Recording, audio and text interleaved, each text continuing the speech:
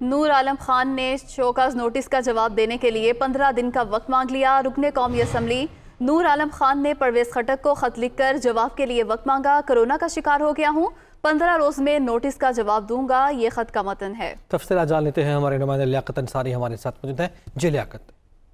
बिल्कुल, तहरीक इंसाफ के रुकन कौमी असम्बली नूर आलम खान, जिनके वो कुछ मुतालबात और कौमी असम्बली में जो खिताब था उस पर पार्टी की आदत में इजहार नाराजगी किया था और उस पर शो का नोटिस जारी किया गया था।